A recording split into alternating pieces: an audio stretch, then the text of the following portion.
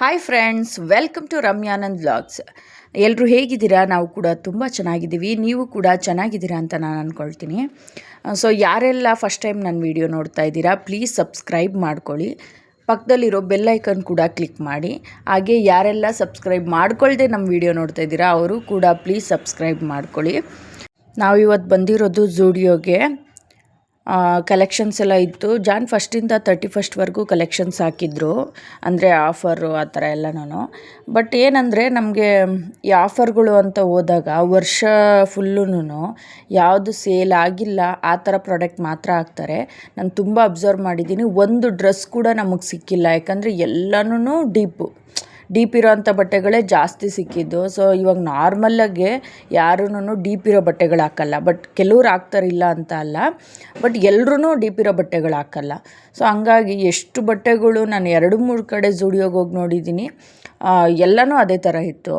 ಆದರೆ ಸಡನ್ನಾಗಿ ನನಗೆ ಶಾಕ್ ಆಗಿದ್ದೇನೆಂದರೆ, ಇವಾಗ ನಾನು ಫೆಬ್ರವರಿ 1 ಬಂದಿದ್ದು. ಸೊ ಆಲ್ರೆಡಿ ಎಲ್ಲ ಇದನ್ನೆಲ್ಲ ತೆಗ್ದಾಕ್ಬಿಟ್ಟಿದ್ರು, ಆಫರ್ಗಳೆಲ್ಲ ತೆಗ್ದುಬಿಟ್ಟಿದ್ರು. ಇವಾಗ ಹೆಂಗೆ ಅಂದರೆ, ಇವಾಗ ಎಷ್ಟು ಚೆನ್ನಾಗಿದಾವೆ ಗೊತ್ತಾ ಬಟ್ಟೆಗಳು. ಅಂದರೆ ಒಂದು ಡೀಪ್ ಇರೋ ಥರ ಆ ಥರದ್ದೆಲ್ಲ ಇಲ್ಲ. ನಾರ್ಮಲಾಗಿ ಹೆಂಗೆ ನಾವೆಲ್ಲ ಬಟ್ಟೆಗಳು ಹಾಕ್ತೀವೋ ಅದೇ ರೀತಿ ಐತೆ. ನನಗೆ ಅದೇ ಶಾಕ್ ಆಗಿ, ನಾನು ಅಂದ್ಕೊಂಡಿದ್ದೆ ಇದೇ ಥರ ಇರುತ್ತೆ ಅಂತ ಅಂದ್ಬಿಟ್ಟು. ಯಾವಾಗ ಮುಂಚೆ 1-2 ಸಲ ಹೋಗಿದ್ದೆ ಅಷ್ಟೇನೆ. ಬಟ್ ಈ ಥರ ಇರುತ್ತೆ ಅಂತ ಅಂದ್ಕೊಂಡಿದ್ದೆ. ನನಗೆ ಆಫರಲ್ಲಿ ಹಾಕಿದ ತಕ್ಷಣ ಸ್ಟಾರ್ಟಿಂಗಲ್ಲಿ ಹಂಗೆ ಅನಿಸಿದ್ದು, ಆ ಥರ ಎಲ್ಲ ಇದೆಯಲ್ವಾ, ಹೋಗಿ ತೊಗೊಳ್ಳೋಣ ಬಿಡು ಅಂತ ಅಂದ್ಬಿಟ್ಟು. ಫಸ್ಟ್ ಟೈಮ್ ಆಫರ್ಗೆ ಅಂತ ಬಂದಿದ್ದು ನಾನು ಝೂಡಿಯೋಗೆ. ಸೊ ಆ ಕಾರಣದಿಂದ ನನಗೆ ಶಾಕ್ ಆಗೋಯ್ತು ಈ ಥರ ಆಗಿದೆ ಅಂತ. ಸೊ ಇವತ್ತು ನಾವು ಬಂದಿರೋದು 4 ಜನ ಬಂದಿದ್ದೀವಿ. ಹಂಗೂ ನಮ್ಮ ಮನೆಯವ್ರಿಗೆ ಶೂ ತೊಗೊಳ್ಳೋಣ ಅಂತ ಬಂದಿದ್ವಿ. ಈ ಥರ ಝೂಡಿಯೋಗೆಲ್ಲ ಯಾಕೆ ಬಂದಿಲ್ಲ ಅಂತ ಅಂದರೆ, ಇವಾಗೆಲ್ಲ ಆನ್ಲೈನ್ ಶಾಪಿಂಗ್ ಜಾಸ್ತಿ. ಸೊ ಹಂಗಾಗಿ ಮನೆಯಲ್ಲೇ ಕೂತ್ಕೊಂಡು ನಮಗೇನು ಬೇಕೋ ನಮ್ಗೆ ಅದನ್ನು ಮನೆ ಹತ್ರನೇ ತರಿಸ್ಕೊಳ್ತೀವಲ್ವಾ. ಯಾವ ಕಲರ್ ಬೇಕು, ಯಾವ ಡಿಸೈನ್ ಬೇಕು ಎಲ್ಲ ಆನ್ಲೈನಲ್ಲೇ ಸಿಕ್ಬಿಡುತ್ತೆ. ಹಂಗಾಗಿ ನಾವು ಈ ಥರ ಶಾಪ್ಗೆ ಹೋಗಿ ಶಾಪಿಂಗ್ ಮಾಡೋದೆಲ್ಲ ಸ್ವಲ್ಪ ಕಡಿಮೆ ಆಗಿಬಿಟ್ಟಿದೆ. ಮುಂಚೆ ತೊಗೊಳ್ತಾ ಇದ್ವಿ ಹೋಗಿ, ಬಟ್ ಇವಾಗ ಅದೆಲ್ಲ ಕಮ್ಮಿ ಆಗಿದೆ.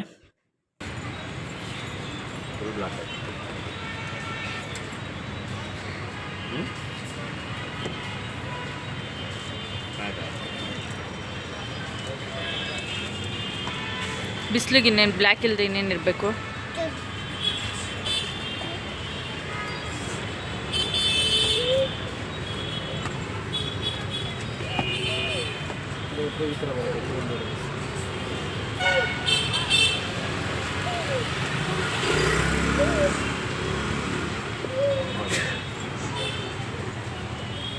ಏಯ್ ನಮೋ ಬಾ ಈ ಕಡೆ.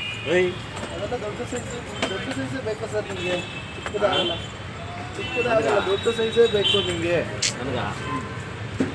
ಇದೆಲ್ಲ 200 rupees. ನಮೇಶ್ ಹಾಯ್ ಮಾಡು. ಹಾಯ್ ಚಿಕ್ಕ ಐತೆಗೆ.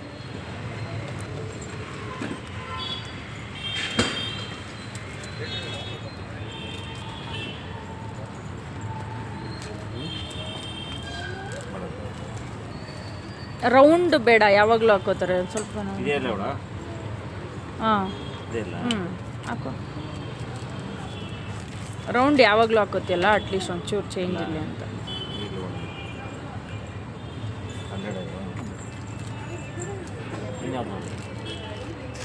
ಅಲ್ಲಿ ಶೂ ತೊಗೊಂಡು ಮತ್ತೆ ನಾವು ಜಯನಗರಕ್ಕೆ ಬಂದಿದ್ದೀವಿ. ಸೊ ಲಾಸ್ಟ್ ಟೈಮ್ ಬಂದಾಗ ನಮಗೆ ಸ್ಪೆಕ್ಸು ತೊಗೋಬೇಕಾಗಿತ್ತು, ಬಟ್ ನಮ್ಮ ಮನೆಯವ್ರು ಬಂದಿರಲಿಲ್ಲ ಅಂತ ನಾನು ತೊಗೊಂಡಿರಲಿಲ್ಲ. ಇವತ್ತು ಅವ್ರನ್ನ ಕರ್ಕೊಂಡು ಬಂದು ಸ್ಪೆಕ್ಸ್ ತೊಗೊಳಕ್ಕೆ ಅಂತ ಜಯನಗರಕ್ಕೆ ಬಂದ್ವಿ. ಸೊ ಏನು ಮನೆ ಹತ್ರ ಎಲ್ಲ ಸಿಗಲ್ವಾ ಸ್ಪೆಕ್ಸು, ಜಯನಗರಕ್ಕೆ ಬರಬೇಕಾ ಅಂತ ಕೇಳ್ತೀರಾ. ಹೌದು, ಇಲ್ಲೆಲ್ಲ ನಾನು ಅಷ್ಟೊಂದು ನೋಡೇ ಇಲ್ಲ. ಸ್ಪೆಕ್ಸ್ ಎಲ್ಲಿ ಸಿಗುತ್ತೆ ಅನ್ನೋದೇ ನನಗೆ ಗೊತ್ತಿಲ್ಲ ನಮ್ಮ ಸರೌಂಡಿಂಗಲ್ಲಿ. ಸೊ ಹಂಗಾಗಿ ನಾವು ಜಯನಗರಕ್ಕೆ ಬಂದಿದ್ದೀವಿ. ಅದು ಒಂದಕ್ಕೋಸ್ಕರನೇ ಬಂದಿದ್ದು.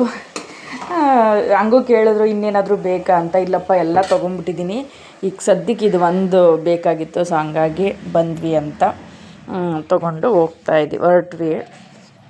ಅಂದರೆ 5 o'clockಗೆ ಮನೀಷ್ನ ಬಿಟ್ಬಿಟ್ಟು ಟ್ಯೂಷನ್ಗೆ ಬಂದಿದ್ದು. ಯಾಕಂದರೆ 7ಗೆ ಅಷ್ಟೊತ್ತಿಗೆ ಹೋಗ್ಬಿಡೋಣ, ಅವನಿಗೆ ಕರ್ಕೊಂಡು ಮನೆಗೆ ಹೋಗೋದಕ್ಕೂ ಸರಿ ಹೋಗುತ್ತೆ ಅಂತ ಹೇಳ್ಬಿಟ್ಟು. ಸೊ ಡೈರೆಕ್ಟಾಗಿ ಎಲ್ಲೂ ನಿಲ್ಲಿಸಲಿಲ್ಲ, ಸೀದಾ ಅದೇ ಅಂಗಡಿಗೆ ಬಂದು ನಿಲ್ಲಿಸಿದ್ವಿ. ಅಲ್ಲೂ ತುಂಬ ಅಂಗಡಿಗಳಿದೆ, ಆಚೆಗಡೆ ರೋಡ್ ಸೈಡೆಲ್ಲ ಇಟ್ಕೊಂಡಿರ್ತಾರೆ. ಬಟ್ ಇಲ್ಲೊಂದು ಕಾರ್ನರಲ್ಲಿ ಒಂದು ಅಂಗಡಿ ಇತ್ತು. ಸೊ ಹಂಗಾಗಿ ಮುಂಚೆ ಎಲ್ಲ ಒಂದು 2-3 ಸಲ ತೊಗೊಂಡಿದ್ದೀವಿ ಇಲ್ಲಿ. ಅದಕ್ಕೆ ನೋಡಿದ್ವಲ್ಲ, ಸರಿ ಅಲ್ಲೇ ಹೋಗೋಣ ಅಂತ ಹೇಳ್ಬಿಟ್ಟು ಡೈರೆಕ್ಟಾಗಿ ಅಲ್ಲೇ ಬಂದ್ವಿ. ನೋಡಿ ಅಲ್ಲಿ ಹಾಕಿರೋದೆಲ್ಲ 200 rupees ಅಂತೆ. 3 ಥರ ಇದೆ, 100, 200, 150 ಮತ್ತು ಅಬೋ ಮಾಮೂಲಿ ಇದ್ದೇ ಇರುತ್ತಲ್ವ ಆ ಥರ ಇತ್ತು. ಸೊ ನೆಕ್ಸ್ಟು ಹೋಗ್ತಾ ನಾವು ಇದು ಯಾವುದೋ ಇದು ದಕ್ಷಿಣ ತಿಂಡಿ ಅನಿಸುತ್ತೆ. ಸೊ ಅಲ್ಲಿ ಹೋದ್ವಿ, ಯಾಕಂದರೆ ನಾವು ಮುಂಚೆ ಒಂದು ಸಲ ಕಾಫಿ ಏನೋ ಕುಡಿದಿದ್ವಿ ಅಷ್ಟೇ. ನಾನು ಅಂದ್ಕೊಂಡೆ ಏನಾದರೂ ಸ್ನ್ಯಾಕ್ಸ್ ಸಿಗ್ಬೋದೇನೋ ಅಂತ ಹೇಳ್ಬಿಟ್ಟು ಹೋದೆ. ಬಟ್ ಅಲ್ಲಿ ದೋಸೆ ಇಡ್ಲಿ ಆ ಥರ ಐಟಮ್ಸೇನೇ ಇರೋದು ಅಂತ, ಈ ಥರ ಅಂತ ಗೊತ್ತಿದ್ದಿದ್ರೆ ನಾವು ಅಲ್ಲೇ ತಾಜಾ ತಿಂಡಿ 9 ಬ್ಲಾಕಲ್ಲಿತ್ತು, ಜಯನಗರ 9 ಬ್ಲಾಕಲ್ಲಿ, ಅಲ್ಲೇ ಹೋಗ್ಬೋದಾಗಿತ್ತು. ಬಟ್ ಇಲ್ಲಿ ಒಂದು ಸಲ ಟ್ರೈ ಮಾಡೋಣ ಅಂತ ಇಲ್ಲಿಗೆ ಬಂದರೆ ಇದು ಒಂದು ದೋಸೆಗೇ 80 ರುಪೀಸು, ಮಸಾಲೆ ದೋಸೆ ಅಂತೆ, ಎಣ್ಣೆ ಮಸಾಲೆ, ಅದಕ್ಕೆ ಮಸಾಲೆನೇ ಹಾಕಿಲ್ಲ. ಮತ್ತು ಈಗ ನಾರ್ಮಲ್ಲು ದೋಸೆ ತೊಗೊಂಡ್ವಿ, ಅದು ಅಷ್ಟೇ 80 ರುಪೀಸು. ಅದನ್ನು ಪಾಪು ತಿಂದ, ಏನು ಅಷ್ಟು ವರ್ತ್ ಅನ್ನಿಸ್ಲಿಲ್ಲ, ವರ್ತ್ ಫಾರ್ ಮನಿ ಇಲ್ಲ ಅದು. ಸೊ ಇದ್ರ ಬದಲು ತಾಜಾ ತಿಂಡಿಗೆ ಹೋಗಿದ್ರೆ ಇನ್ನೂ ಚೆನ್ನಾಗಿರ್ತಾಯಿತ್ತು. ಸೇಮ್ ಟೇಸ್ಟೇನೋ ನಾರ್ಮಲಾಗಿ ಚೆನ್ನಾಗಿದೆ, ಬಟ್ ಕಾಸ್ಟ್ಲಿ ಆಯಿತು ಅಂತ ಅನ್ನಿಸ್ತು. ಸೊ ಒಂದು ಸಲಿನೇ ಅಲ್ವಾ, ಯಾವುದೇ ಅಂಗಡಿಗಳಿಗೆ ಬಂದರೂ ನೋಡ್ಕೊಳ್ತೀವಿ ಒಂದು ಸಲ, ಇಷ್ಟ ಆದರೆ ಮತ್ತೆ ಬರ್ತೀವಿ, ಇಲ್ಲ ಅಂದರೆ ಇಲ್ಲ. ಸೊ ಹಂಗಾಗಿ ಇಲ್ಲಿ ನನಗೆ ಅದೊಂದು ಇದು ಅನ್ನಿಸ್ಲಿಲ್ಲ, ಏನು ಅಷ್ಟಕ್ಕೂ ಏನು ಚೆನ್ನಾಗೂ ಇದಿರಲಿಲ್ಲ.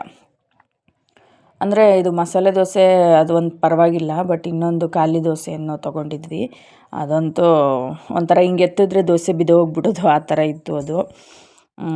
ಸೊ ಇಲ್ಲಿ ತಿಂದ್ಕೊಂಡು ಮತ್ತೆ ಸಂಜೆ ಆಗಿಬಿಟ್ಟಿತ್ತಲ್ವ, ಆಲ್ರೆಡಿ ಒಂದು 6 o'clock ಏನೋ ಆಗಿತ್ತು ಅಷ್ಟೇನೆ. ಅಂದರೆ 5 ಬಿಟ್ಟು ನಾವು ಅಲ್ಲಿಂದ ನಮಗೊಂದು 15 ಮಿನಿಟ್ಸ್ ಅಷ್ಟೇ ನಮ್ಮ ಮನೆಯಿಂದ ಜಯನಗರಕ್ಕೆ. ಸೊ ಅಲ್ಲಿ ಬಿಟ್ಟು ಮನೀಶ್ನ ಬೇಗನೆ ಕರ್ಕೊಂಡ್ವಿ, ಹಂಗೂ ಇನ್ನೂ 15 ಮಿನಿಟ್ಸ್ ಟೈಮ್ ಇತ್ತು 7ಗೆ. ಅವನು ಕರ್ಕೊಂಡು ಮನೆಗೆ ಬಂದ್ವಿ.